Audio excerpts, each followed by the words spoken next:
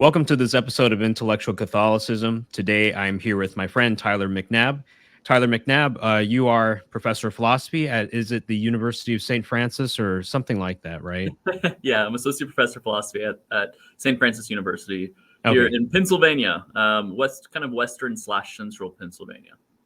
right. And I chose you today for this topic on are all religions paths to God? Because you've done a lot of work on interreligious dialogue. You looked at various other religious traditions, particularly like Asian ones. So I Mhm. appreciate that personally.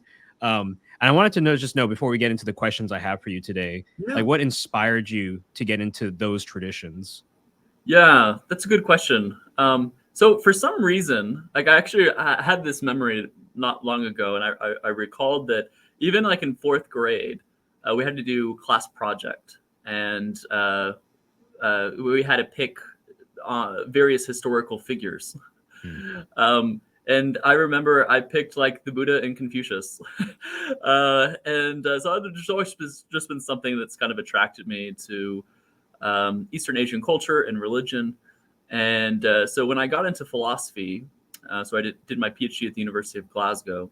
Uh, Part of my PhD thesis looked at kind of, for those listeners who are familiar with Alvin Plantinga, Alvin Plantinga's epistemology, and kind of through the lenses of Confucian and Buddhist and Hindu lenses and Islamic lenses. So yeah, it's just kind of always been an interest of mine. And then I was privileged to live in Macau for a few years. I did research at the University of Macau and taught at the University of St. Joseph for a couple of years during COVID, which is all really another fun story. Mhm. But yeah, so I was able to kind of visit lots of Buddhist shrines and statues. And one of my good friends there is a Buddhist philosopher, and we got to have many exchanges and talks. And wrote a book called Classical Theism and Buddhism with Mhm. Bloomsbury Press with Eric Baldwin, and have since had a couple of papers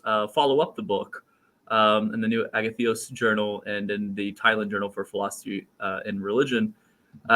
So yeah, that's kind of roughly my background and interests. If you can't see, I've got Matteo Ricci in the back, who was Yeah. a Jesuit missionary to China, who was a really important figure in evangelization. So.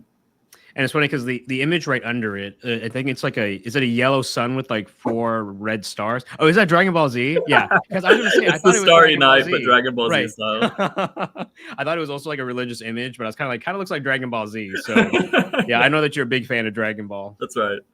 Yeah.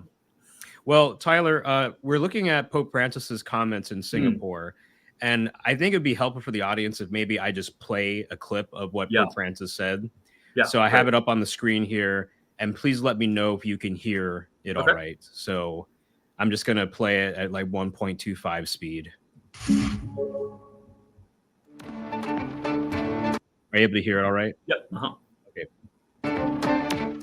On this final day in Singapore, September 13th, concluding his trip to Asia and the Pacific, Pope Francis spoke to young people at an interreligious gathering. Tutte le religioni sono un cammino per arrivare a Dio. Because every religion is a way to arrive at God. Dirò una comparazione, sono come diverse lingue, diversi idiomi per arrivare lì. Sort of a comparison, an example would be they're sort of like different languages in order to arrive at God. Ma Dio è Dio per tutti. But God is God for all. E come Dio è Dio per tutti, noi siamo tutti figli di Dio. And if God is God for all, then we're all sons and daughters of God. Ma il mio Dio è più importante del tuo. But my God is more important than your God. È vero quello? Is that true? C'è un solo Dio lì. E noi sono idiomi, cammino, lingue per arrivare a Dio. There's only one God, and each of us is a language, so to speak, in order to arrive at God. Qualcuno è Sikh, qualcuno è musulmano, qualcuno Sikh, Muslim, hindi, qualcuno cristiano, Hindu, ma sono Christian. diversi cammini. There are different paths. Understood? Okay, so I'll just pause it or stop there. And yeah, Tyler, before we go ahead, I just want to say one thing really quick. So personally for me, like facing this controversy, I refrain from having like forming my own position.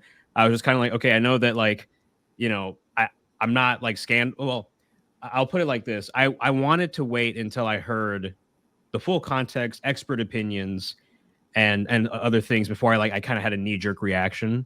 So I think part of like my discernment of this now is just like talking to you and other people about it. So I mentioned that because I think it's important for, Catholics who are listening to this to also kind of, you hear something that the Pope says and you might not agree with it, or you think like, wait, what's he saying? Just like be patient, take it slowly, I think, and just be cautious. So I'm trying to do that here. And so, Tyler, my first question for you is, I guess, is there any relevant context that we're missing from what the Pope is saying? What is he exactly saying? Yeah. From your interpretation, yeah. Right. So, very good things.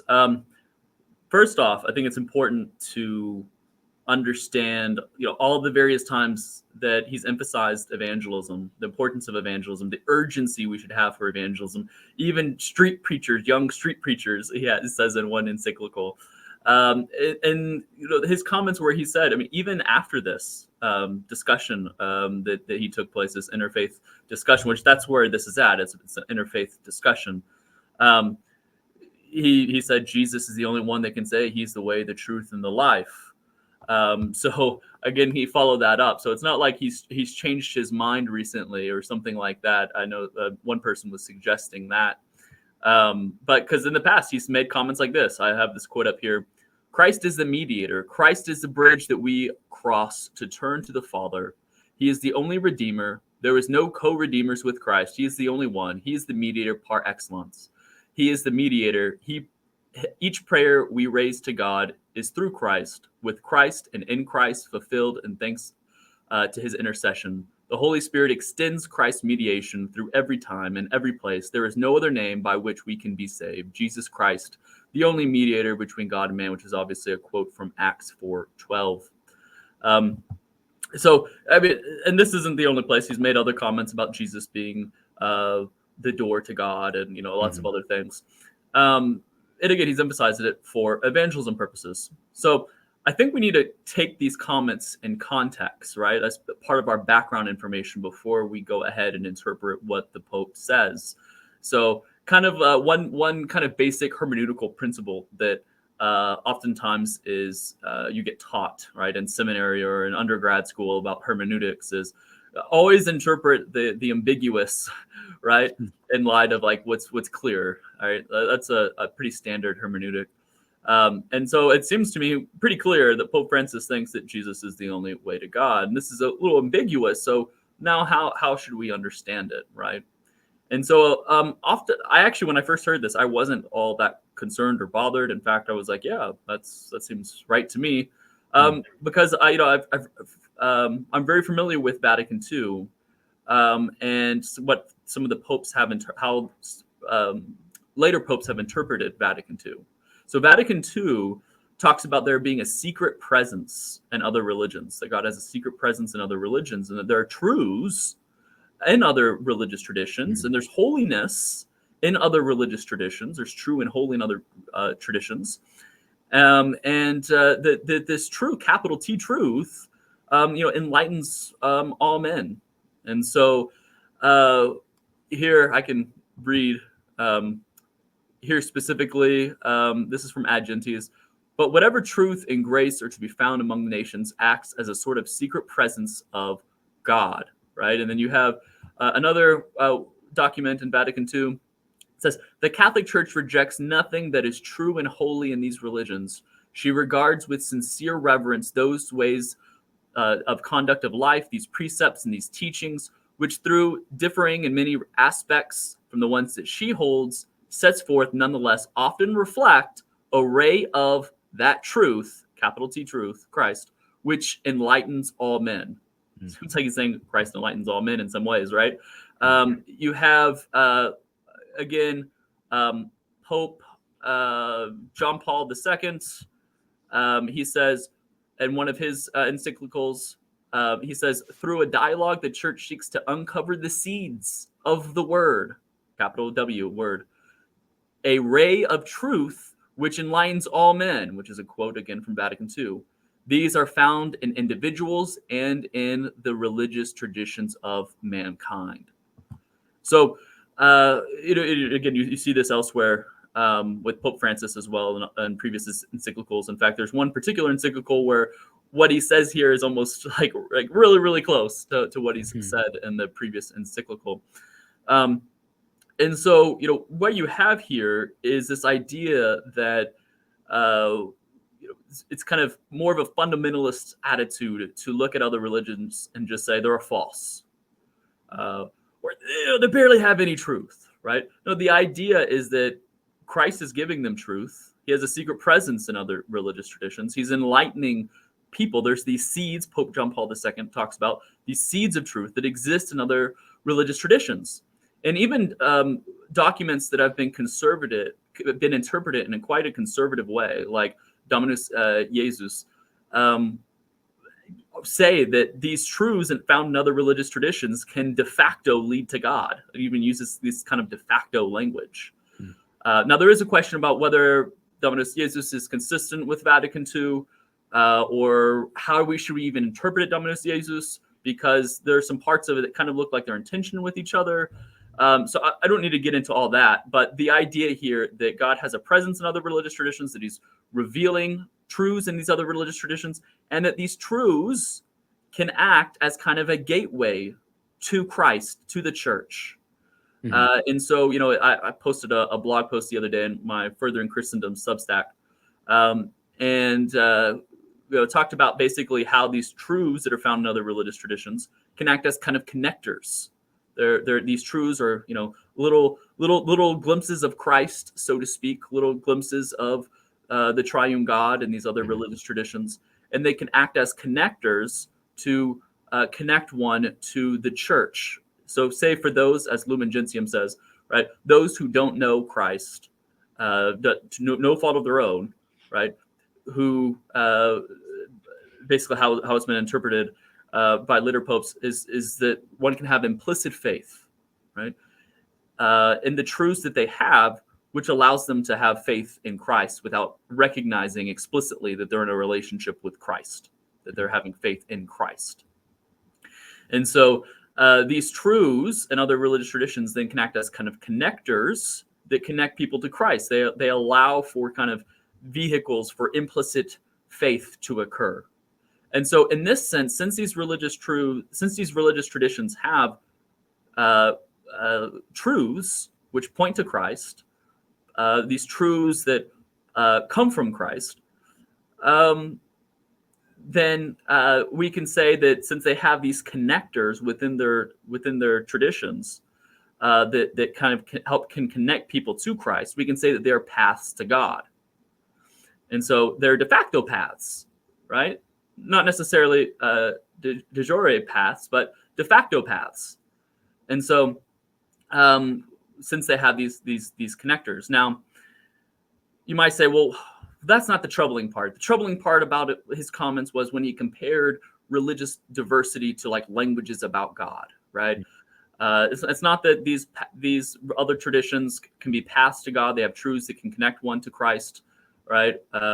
Whether it be through implicit faith or not. The problem rather is with the comparison to languages. He just basically becomes a relativist. Right, that's the worry, is that Pope Francis becomes a relativist because you got like Christian language, you got Muslim, Islamic language, you got Judaism language, right, Jewish language, Hindu language, Buddhist language. They're just all languages. All languages are like the same, right? They're all getting us to communicate. There's no one language better than the other. So it must be the case that he's a relativist here. But I don't think that's actually a plausible interpretation of what he's saying at all. So I do think that what he's saying is that generally the world religious traditions do have the same referent, the same God that we're talking about, but that shouldn't be too surprising from Vatican II. So assuming that the religious traditions of the world, the major ones at least, have the same referent, then it might be the case that certain languages are better at getting to the referent or have clear paths to talk about the referent, right? So, there's certain languages where there's like 41 words for snow or white snow, right? And then other languages just have like 1 or 2, right? So it might be the case that still one language is much better, has more revelatory value than the other religious language traditions or whatnot. But nonetheless, they all provide a path and a way to speak about this referent. And I think that's all what Pope Francis is trying to say, especially taken in context with the comment he made not long after this, which he said Jesus is the only one that can say is the way, the truth, the life. And his previous comments in the past, which have been very, very explicit and clear. And in fact, I believe Pope Francis, even before this dialogue, in a religious dialogue, he preached the gospel like the day before or something like that. So, I mean, he saw himself as a missionary. That's what he said after his visit, was that like he's always wanted to be a missionary to the Far East. And so he was getting to kind of relive, his dream. So anyway, that's kind of my take on it. Again, kind of in summary and in a nice kind of succinct way, I think what he's saying is that all religions do have paths to God, de facto paths, because they have these truths that can act as vehicles for implicit faith. And then ultimately, language doesn't mean relativism. But nonetheless, we all have a way of talking about the same God. Could you explain the distinction between like de facto and de jure? Yeah. So what I mean here is that they might not have the paths in themselves, right? It might not be that they provide the pathway by its own religious ability. But because they have a path, because kind of Christian truths are in their religious tradition that kind of can act as a bridge that gets one to Christianity, we can say that, okay, they have the path to God, not in itself, but by way of having these other truths it contained within their tradition that kind of leads to Christ, that leads to God. They have, and so in this way, it's a de facto way to Christ, even if it's not like within its own right. Right. I mean, because when I was listening to that, I remember like I've heard this in the context of law, like in terms of like, let's say discrimination, where it's like there are some laws where like they aren't actually discriminatory in principle, but maybe de facto how it plays out, it leads to this disparity. Whereas there are laws that are by their nature like discriminatory. Right. So de jure would be like by their own right, they lack the fullness of truth, Christ, or something like that. But de facto, right? They as a matter of fact or practice, right? They're able to lead people to Christ. And so, and again, this is Dominus Jesus says literally de facto language here. And so, I don't take that to be a problem at all. And again, I'm not sure like how people want to read Pope John Paul II, right? When he says that the church needs to uncover through dialogue with other religious traditions seeds of the word, a ray of truth which enlightens all men. And again, these are found in other religious traditions, he says. So there's seeds of the word, like little pieces of Christ, so to speak, right? Which is a ray of truth that enlightens people, that reveals to people, and we need to discover them by way of having religious dialogue. Yeah, and all truth is God's truth, right? That's right. So, Tyler, I mean, you've kind of revealed what your position is on Pope Francis's comments. So I'm just wondering, is there anything else that you want to say by way of defense? Yeah, I do commend you for the idea that they kind of just like hold on and wait. I think if anything we've learned from this papacy with the particular media, that there are people on the left and there are people on the right that want Pope Francis to be a bad guy, that want Pope Francis to be a heretic. There are people on the right, absolutely on the right, who desire that Pope Francis would commit explicit heresy. And so they can all say, I told you so. And Pope Francis really isn't the Pope, or if he is, he's just a heretic, and we need to go ahead and act in some way to counteract that. And then again, you have people on the left that, of course, want to make him a liberal and want to paint him as a non-standard Christian or Catholic or Pope. And so it's like, well, just wait a minute. And usually when there is something controversial that happens, he does generally respond in the next week or two, kind of clarifying on the comments. And that's exactly what he did here as well. And so I think that's it's really prudent to do. But I think honestly, no, this isn't the case. Of course, there are scholars who disagree with me on some of my interpretations to Vatican II and some of my views on implicit faith. There are different views different scholars have, and they can be much more right to the right than I am on these issues. But I will say a lot of people, so not talking necessarily about them, but a lot of people do. A lot of people are not a lot of people are unfamiliar with what Vatican II teaches about secret presence of God, about other religions sensing the divine, even calling him Father, Vatican II says. How we're supposed to uplift the rights of other traditions, the religious rights, and show how they can be fulfilled in Christ. A lot of this is just completely missing, right? Like, so they might know roughly Lumen Gentium 14 through 16, which talks about how plausibly how one can be saved by implicit faith, but that's about it. And the idea that these other religious traditions can contain connectors to Christ and act as de facto paths, I mean, it's just not something that I think a lot of people have thought about. And I think if someone reads like Gerald O'Collins, the late Gerald O'Collins, Father Gerald O'Collins recently passed, but I'm a big fan of his work. His book on Christology of religions, and his book on Vatican II and world religions. 2 books definitely worth buying. And I think that they lay out a pretty plausible case for everything that I'm saying here. Yeah, and before I get into my last question, which is kind of the slippery slope objection, I just wanted to maybe just kind of talk some more about this, because I think on the one hand, I'm very much of the position that, especially being at a place like Harvard Divinity School, but already being in a place like Asia, which is full of other religions, and before Christianity came to my village, we were like, I don't know, I think this term is not PC anymore, but animus. We believed in some kind of spirits, and even we had an idea of like a Satan, actually.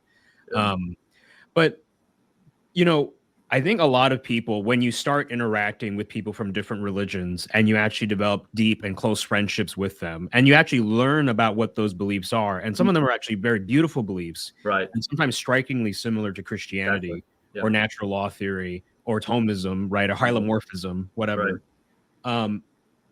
You want to get out of the headspace of this person is just from a religion of demons.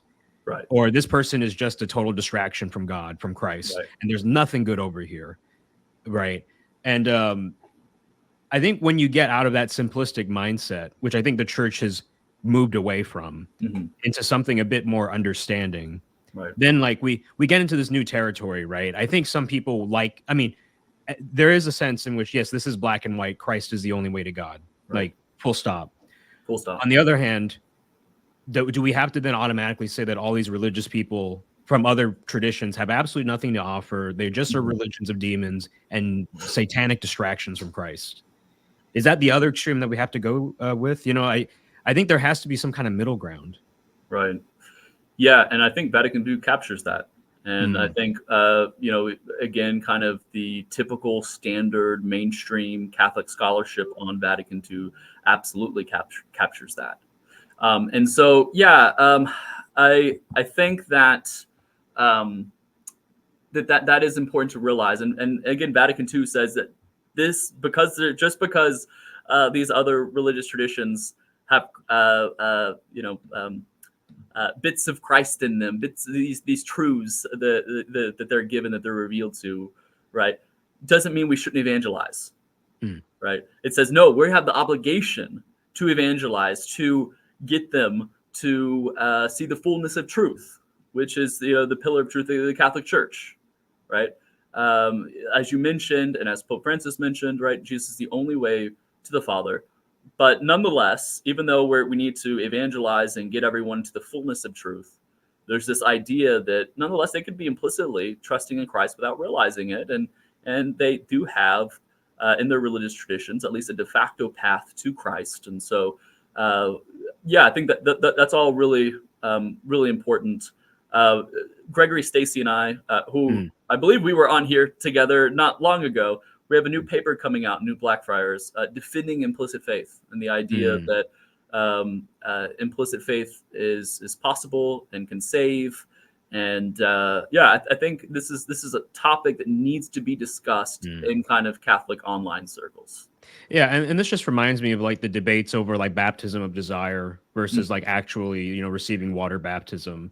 Because I know like some people who are saying, oh, we should have never allowed for baptism of desire because then that opens up too many ambiguities. And it's like, well, do you want to accept the alternative, which is right? Like if you're on the way to the baptismal font and you die, good luck. Like, really? That's the alternative you want to accept? Like, and then, but the thing is, like, admittedly, the moment that you leave the very narrow black and white condition, you start getting into like grounds of nuance and questions about like, oh, how much desire, or so on and so forth. You get into tricky territory, but it's better than getting into like this really almost black and white insane territory, right? Which is simpler, but it's also very crass. Right. Yeah. And sometimes we like to grasp to the simpler views, right? We like to grasp the black and white. It's much harder and more uncomfortable to kind of be in the gray. And so, so Francis Sullivan has a really good work talking about this idea of no salvation outside of the church and how that was understood and how it developed. And so you do have many of the early fathers claiming that the gospel had gone out to the whole world. Obviously, it didn't. And so when you get into the new world being discovered, all of a sudden you have people going, oh my gosh, there's basically a whole nother world out there that has never heard of Christ. What do we do here? And so that's actually when you first start seeing theologians going, oh, wait a minute, maybe they could be saved through implicit faith. We were under the assumption that they ought to believe because the gospel had gone everywhere. That's not the case. So, this idea of implicit faith really took hold, and some even started to applying it to those, to their brothers and sisters in the Islamic context. And so, like, how much do they really know about Christ? How much, has the average person in any religion, right, outside of Christianity, really know of Christ? How much does the average person in the world actually, even who has been baptized, who is a Christian, at least in some sense, how many average persons have an idea really of who Christ is, right? And so it's like, wow, actually, we're applying what we're saying here needs to also be applied in these contexts as well. And so this is really what you see Vatican II kind of cement. It's not an innovation. It's not something like a modernist error that comes about in the 20th century. This is something that naturally develops from the church and its experiences. Yeah, well, Tyler, let me ask you one last question here, and then we'll get into some audience questions. But how do you deal with the slippery slope objection? Because even though, let's say, we look at the total context and we see that Pope Francis himself doesn't actually believe that all religions are equal, right? And it's no difference if you become Catholic or Hindu, right? I mean, that's not what he's saying, at least, and we know that's not what he believes. But the fact that he is speaking in such a way, using language metaphors or analogies, and saying these things like all religions are paths to God. I mean, isn't that a slippery slope? Yeah, I don't think it is. I think this is the reason why, in part, that we shouldn't be too concerned is because of the church's continual emphasis on the importance of evangelization. So the church has again, Pope Francis and the church more generally continues to speak on the necessity of evangelization and the necessity of getting individuals into the fullness of truth. We want everyone in this life to be in the fullness of truth, to have all the grace and all the Christ they can get for their own salvation, right? Whether they be implicitly in Christ or not, we're not in a position to judge that. But we know the more Christ they have, the more this access to the sacraments they have, right, the better, and that they deserve the truth. And so we need to go out and we still have this mission to speak Christ to them, while at the same time, right? So that's supposed to act as kind of an anchor to anchor us, right? While at the same time realizing that people can be saved by implicit faith. There are other truths and other religious traditions that enlighten men that come from ultimately truth himself. And we hope for the best in reference to them and the access that they have to Christ. And so I think going against this view and kind of going against the standard view of Vatican II, which millions of books and papers and stuff have been addressed and sacrificed. Millions of trees have been sacrificed to make. The standard view is how I'm articulating it to you today. So what ends up happening is like a retreat from standard scholarship. Well, why should we question, right? We have suspicion on the magisterium. We have suspicion on Pope Francis. We have suspicion on mainstream Catholic academics today. Really, we can only trust, right, a handful of bishops and a couple of theologians who kind of dissent from the mainstream views. And I think that's epistemically speaking a dangerous place to be. Because what you're doing is you're forsaking access to a lot of information and knowledge, and you're kind of refusing to look at it. And I mean, it's not being helped. I mean, there's one bishop who I won't mention by name came out with the Catechism where he just basically says all religions are false, and he makes these very negative comments, and it's like act like Vatican II never even happened. Yeah. And so it's like when we get into these circles, we start thinking it's us against the world. The church is suspicious. We should not even trust the church, not even trust the Holy Father. And then ultimately, all of a sudden, we're flirting with ideas about maybe Pope Francis really isn't the Pope. In fact, maybe Vatican II isn't all that great. And the next thing you know, the sort of view of Catholicism that you have is quite foreign. And so I think it's just got to be a healthy balance of reciting John 14:6 and Acts 4, a healthy balance of making sure that we clarified the need for evangelization, while at the same time honoring the church and what she said, and the thinking. I mean, it's just existentially and experientially. When I'm reading other religious traditions, like I'll give you an example. There's a Buddhist philosopher named Del Popa, and he was in Tibet for a long time, around the Middle Ages.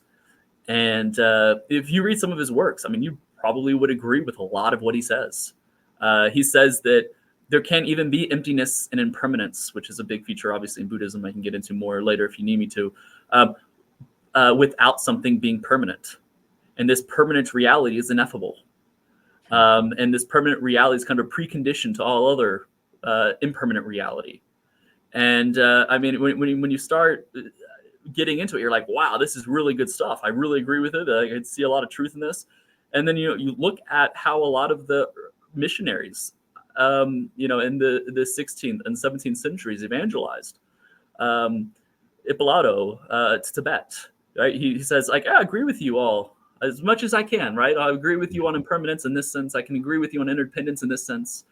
But ultimately, I think you need this permanent reality, right?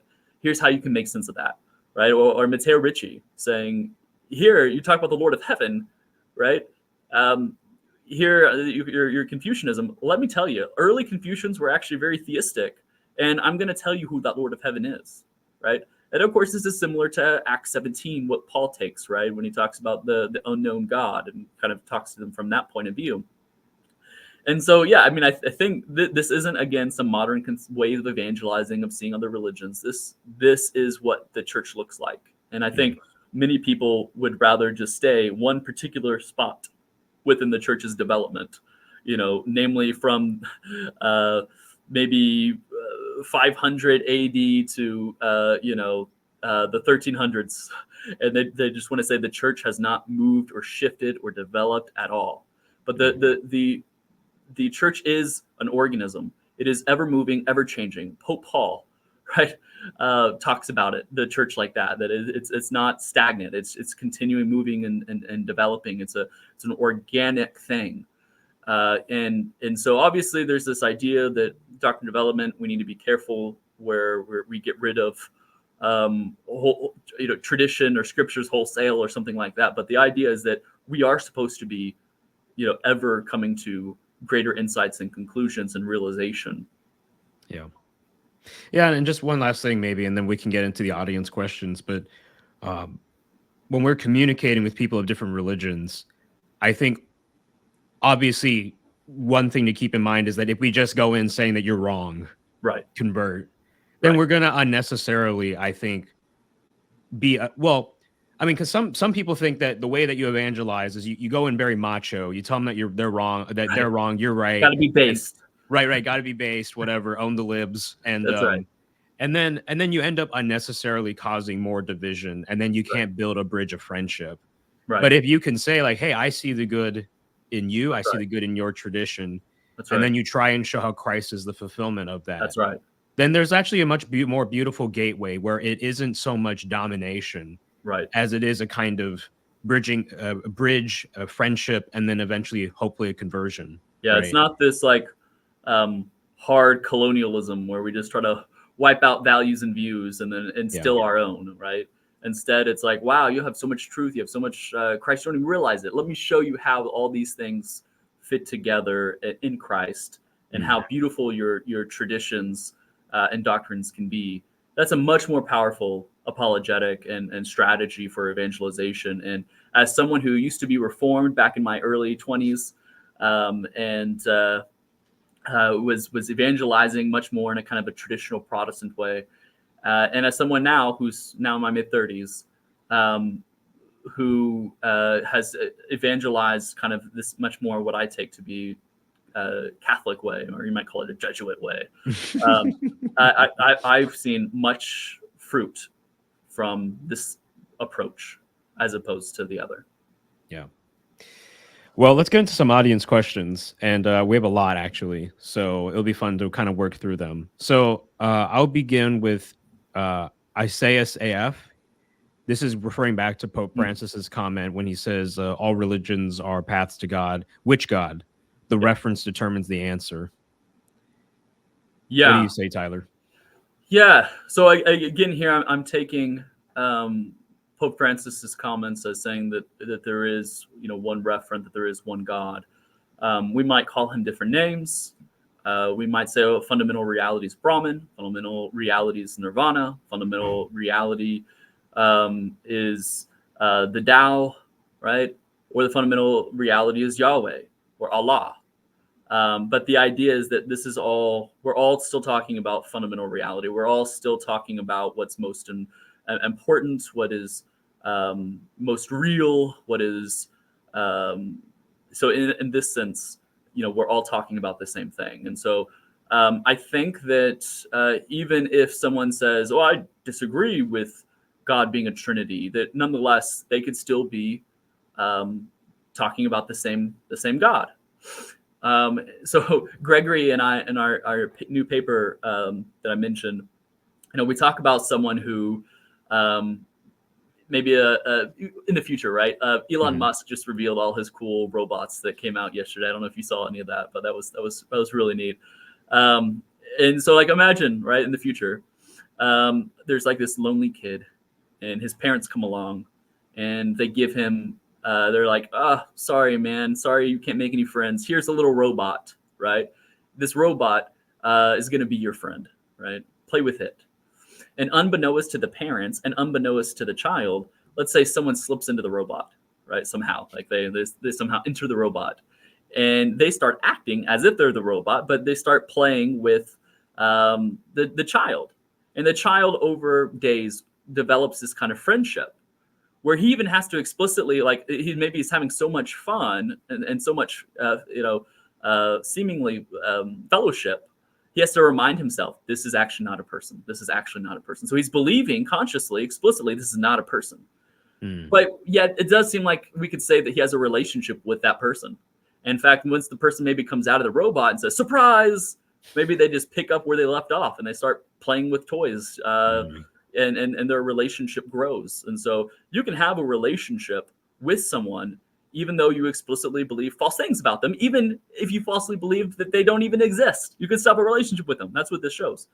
And so I think that, again, what Vatican II teaches is that there is this kind of secret awareness. There is this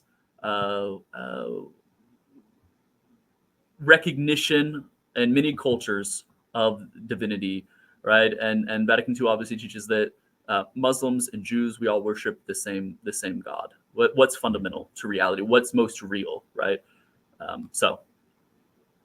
Yeah. All right. Tony L asked, Vatican II does not compare other religions to languages. The analogy to languages is misleading. And then he asked, is there one language better than another? Right. Well, so yeah, I never said, just to clarify, the Vatican II uses languages. I never said that, but yeah, no, I do actually think that some languages are better than others, right? Like a language, especially at particular things, right?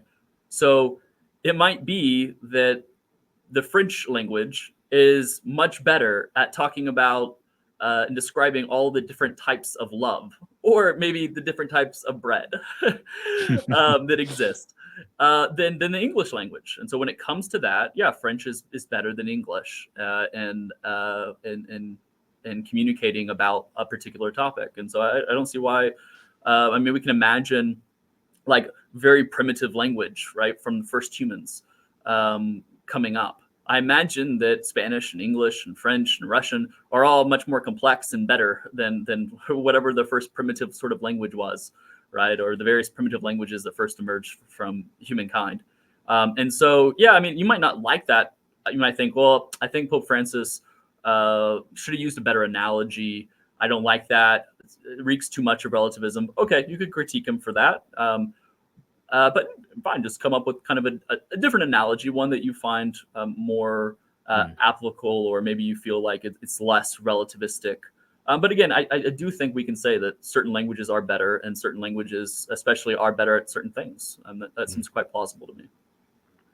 Right. I mean, one analogy that came to my mind, because when you were also talking about Muslims, Christians, and Jews worshiping the same God, I kind of think about like an archer aiming at a target, right? And there's the bullseye in the middle, and obviously we'd say Catholicism has the bullseye in the middle, right? But then these other religions, I mean, they might be maybe closer to the middle, further away from the middle, but they're all aiming at the same target, right? And just Catholicism gets at the center of it. That's right. Right. Exactly. Okay, that's one analogy there. Hopefully, let's see what the audience thinks. Yeah, and then Tony L also asked another question that I want to highlight. Let's see here. Yeah, does the modern Jure really think about some languages being better than others? Isn't the effect of the word choice still foreseeably scandalous? Yeah. So I mean, this again isn't saying that Pope take this critique to be something like Pope Francis isn't saying anything heretical, but the way he says it, given the limited knowledge or the way people think about things nowadays, he brings something scandalous in the sense that he could make it appear that the church believes one thing when they don't. Right? I take it to be something like that, and that's fine. I mean, if you want to critique the Holy Father on that, he used, he was in a religious dialogue in a particular setting, trying to accomplish various things. if that's what he felt was the best. And I have no idea his mindset when he said it, what was the background information, what was available to him. So I'm not going to say that it's scandalous, especially since he's said many times that Jesus is the only way, and that we need to evangelize. But if someone does want to go that route, okay, that's fine. But at least it's not saying Pope Francis is speaking or endorsing heresy. It's just he's saying something that, practically speaking, might lead people to think one way when it's in fact another. And then, I'll leave that between them to make those sorts of arguments. Right. It's more of like a prudential argument Right. at that point. And like, I think there's something to be said there, because I mean, there are times where you get into these really thorny subjects and you say something and you're like, oh geez, like if this was like publicly broadcast in front of thousands of people, they would probably hear me the wrong way. Yeah. Right. But because I'm here with this person and I'm kind of maybe experimenting with ideas, it's Right. more okay. Right. Like, for example, actually, I'm not gonna get into the example, because then I have to give like 10 minutes of context for what I was saying. But like, yeah, I think like being a pope or any public figure in general is just so difficult. It is, because you say things just off the cuff sometimes, or maybe you just say things meaning good, and then you don't realize at the time how many different ways that could be potentially interpreted. Yes. Yeah. No, I mean, I've known philosophers who refuse to either do debates or even go on online podcasts or YouTube channels like your own, because they're afraid they're going to say something that's not precise and inaccurate. And they're like, no, like if you give me hours and hours to look at a piece of paper, I can feel pretty confident that what I'm going to say is pretty precise and true. But trying to avoid obvious counterexamples and such. But if you just kind of like let me speak off the cuff for a minute, like I don't trust myself. And so and I get it. I mean, because it is stressful to go on various YouTube channels or to various podcasts and to just start talking, because it's like what might I say or what might pop in my head, and I'm like, whoa. So yeah, I mean that's going to happen, especially to individuals who aren't analytic philosophers, but especially even happens with analytic philosophers. So, I mean, I don't think we need to take that into consideration. Let me go now to Storyteller. He says, some Catholics don't like the idea that, for example, Hinduism is aiming at God because they believe some Hindu gods are demons. And I think there's actually, there's a popularly cited passage from Paul that talks about like the gods of the Gentiles, whether being demons. So I don't know what you make of that. Yeah, so I mean, Hinduism is so vast. I mean, a lot of scholars even prefer not to use the word Hinduism as kind of a term that captures all Indian spirituality that's not Buddhist, right? Because there's so many different beliefs and there's so many different views. I mean, even in reference to Hindu philosophers, you have all over the spectrum, all sorts of different views. I mean, Shankara, who's my favorite Hindu philosopher, he endorses something called Advaita Vedanta Hinduism. He's the foremost Advaita Vedanta proponent. And he actually says, there's kind of different levels, layers at reality, right? There's kind of a layer of reality called the third layer, where it's what we experience, how things we think are real at kind of this more conventional level. And then we go to the second layer, and it's just kind of like God, but I kind of understand very anthropomorphically still. And that the first layer is Brahman as he is propertyless, qualityless. Sometimes Hindu philosophers will talk about God at this stage as being impersonal, but I think actually if you followed the Advaita Vedanta thought, it would transcend impersonal and personal. And we're talking again about like a propertyless. It kind of sounds like what? For anyone who's familiar with kind of like Thomistic ways of understanding divine simplicity, right? They say it's fundamental reality, right? And so again, some Catholic philosophers, including myself, will talk about how we exist in some sense, but not like in the same way God exists. We exist kind of analogically to God's existence. God is actually what's fundamental. We're not. Father Brian Davis has this nice quote where he references Catherine of Siena with Jonathan Edwards, both of them saying that there's a sense in which only God is, and they are not. They're nothing, right?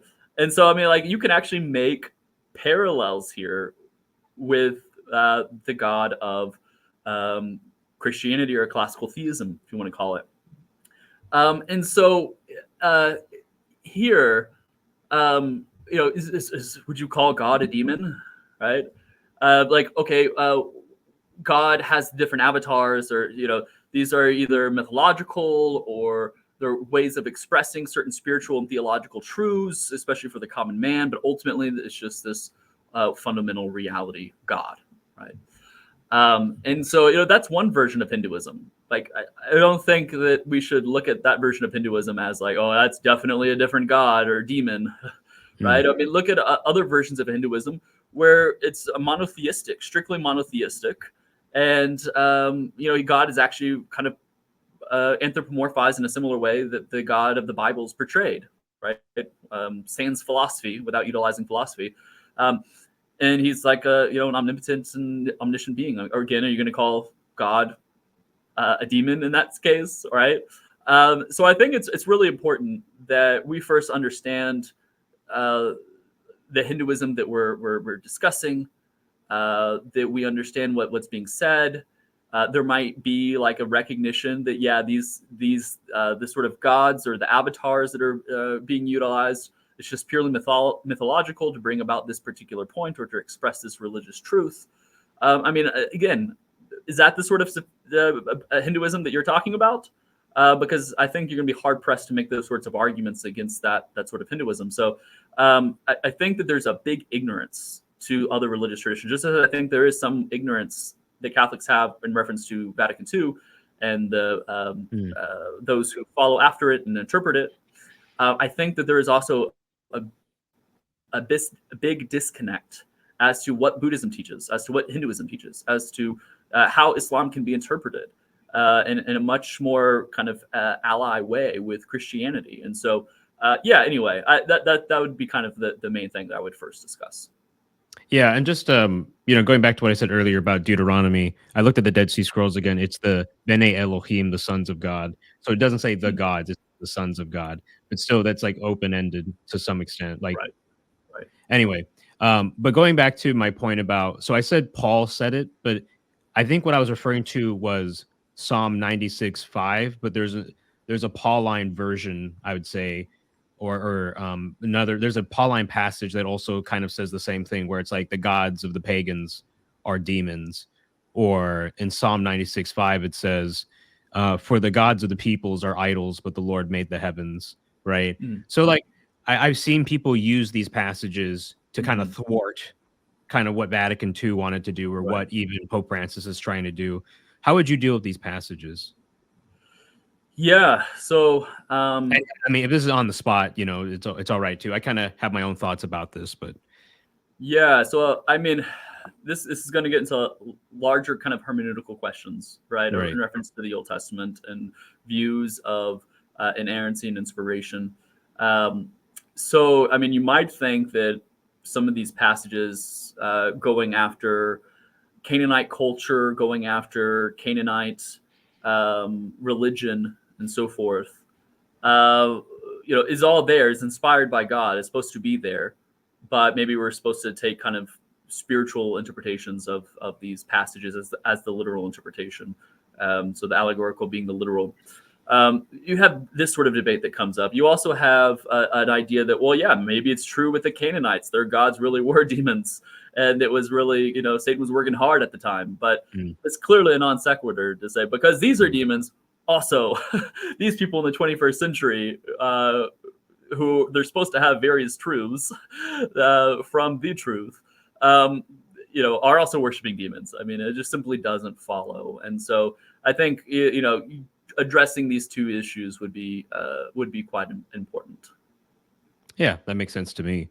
Tyler, I wanted to ask you about for people who are wondering, okay, if you say that God, let's say, appears in other religions secretly, or maybe in some way they're connected to him, right? doesn't it feel like, and I've heard this from people, that God is, why would God lead people away from Catholicism by doing Mm, this secret avatarization in other religions? What's he mm. doing? Yeah. So I suppose I'm not a Molinist, but I suppose if you're a Molinist, you got an easy answer to this, right? And it might just be like God knows the people and this region of the world in this area, and through his kind of natural providence, if you'd say, uh, makes it such where he knows that if he gives them this particular truth, even though it's not the fullness of truth, more people would convert than if all of a sudden God gave them the full truth just right then and there, right? More people would end up in implicit faith with his son than, counterfactually, if he just brought a Catholic missionary and people, maybe they would freely reject him or not freely believe it, but giving a little bit of baby truth, right, to some guy, and he comes along and says the baby truth, and they're like, oh yeah, and then overall, like through a long period of time, that makes people more susceptible to the gospel, and gets people to believe more true and more good and more beautiful, and gets more people into Christ ultimately. So you could go that route, that God is, through his counterfactual knowledge, has kind of set up everything in just the way it is because he wants everyone to freely accept him, and this is kind of the best situation that he could create where that would happen. Now, I'm not a Molinist. In fact, I'm not anthropomorphic. I don't have an anthropomorphic view of God at all. So I definitely follow the kind of more Neoplatonic tradition where God is not a thing. He's not a person. Only by way of analogy we can say he's a person. And then, of course, understanding that our analogies are more dissimilar than similar, right? Which is actually what I think the Fourth Lateran Council says. And so, I don't plan to. I don't think I have the position. I'm not in the epistemic position to judge why God would likely do something or not something. Maybe without the aid of special revelation. And in fact, I don't think God makes decisions in the same way that you and I make decisions. And he's fundamentally not like you and I. So that seems just to me to be beyond my ken. And then one last question I'll take is from Tony L again. And he says, you can start with common ground without giving them too much credit. To say another religion can arrive at / reach God is to give / say too much. And I think that's the key part of this question. And we've already talked about the languages analogy, so maybe we don't have to do that again. Although he is concerned that like it equalizes things too much. Right. But what about reaching God? Right. Yeah, you're reaching God. This language is ambiguous. Like, what do we mean by reaching God? Yeah. Do we mean that our focus, our prayers are going to God? Do we mean that we're able to talk to God through various different religious settings and backgrounds? Or do we mean that we have like saving faith to reach God? And so again, this is where that de facto de jure distinction I think is helpful, because Vatican II, and I don't think Pope Francis is saying that these religions in their own right can reach God equally as we can, but rather de facto, because they have these truths which ultimately are grounded in Christ, they too can reach Christ. But nonetheless, they still need the fullness of truth, and so we better do our best to evangelize. So so I think this question maybe needs to be disambiguated a little bit to kind of figure out what does it mean to arrive or to reach God. In some ways, I would say, yeah, these religions reach God. They can have implicit faith in their religious traditions, and they have the same reference, so they reach God. In another sense, I don't think these religions in their own right, apart from Christ, have salvation as we Christians understand salvation. So that's the response. Right, because I oftentimes, I found myself with the Holy Father kind of saying to myself, like, once I really sat down and tried to, as charitably as possible, understand what he's saying, Right. and I don't know if I necessarily agree with this, but I'll just say it and see how it plays out. Yeah. So here we go. Right here we go. I might cause scandal, but like I exercise consciously more charity towards the Holy Father in his comments than probably a normal person, because I'm kind of like, well, I mean, for a lot of reasons, I do that, and that's what you do with family, right? Family, right? Yeah, That's true. that's what you do with family, and he's the Holy Father, right? So I mean, it makes sense that's your appeal, because whenever my children say something, right, I love them a lot, and I know their hearts better than most people know their hearts, and so I'm gonna be like, wait a minute, I know it sounded like that, but I don't think he meant it that way, right? Right. It's natural. It's what we do with love and respect and loyalty, and it seems like there's a lack of that running around in online Western circles. So, and like with some of the controversies, and I won't get into any particulars, but with some of the controversies, I remember like everyone was really upset and they were shocked and they're like, "What's going on here? What is he? Is he changing something?" And then I just very carefully read the documents in question, and I looked at the clarifications that were given, and I was like, "Ah, that's what he was getting at, right?" And then, later on, another clarification comes and I end up being right. Like, I interpreted improperly. Everybody else that wanted to say something else were wrong. Right. And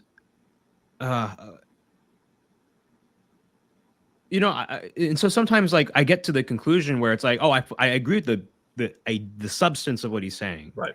Maybe I would have worded it differently. Sure. And I believe in this instance, at least personally, like were I in his shoes, right? Yeah.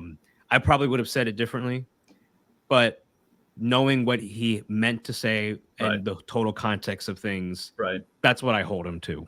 Right. Well, and then again, the case is like, we don't know what he was presented with, what the greater context was. We don't, know exactly what he was working with and why he felt like maybe he needed to go that route, use the language or whatever. Right. The language analogy. And so it's kind of, it's hard for me to even say like, I wouldn't have done that, or I would have done that, because I don't know enough of the context. Right. Especially because like, if you're in a place that maybe has like very high religious tensions where if you start preaching exclusivism, they're going to kill each other. Right. Like you need to very carefully walk that line. Exactly. Yeah. And obviously you have, that a similar sort of context where he was speaking at, a history of that. So, well, Tyler, I don't think. Let's see here. Yeah, I don't think there's anything else for me to really say. But Tyler, do you want to say anything before we end the episode? Just if you're interested in Vatican II and other religions, I definitely again recommend Father Gerald O'Collins and his work and his Christology of other religions as well. If you want to talk about how Buddhism is consistent with classical theism, feel free to look at my book with Eric Baldwin, Classical Theism and Buddhism with Bloomsbury. And like I said, there's a couple follow-up papers that you can find on Phil Papers that you can look at.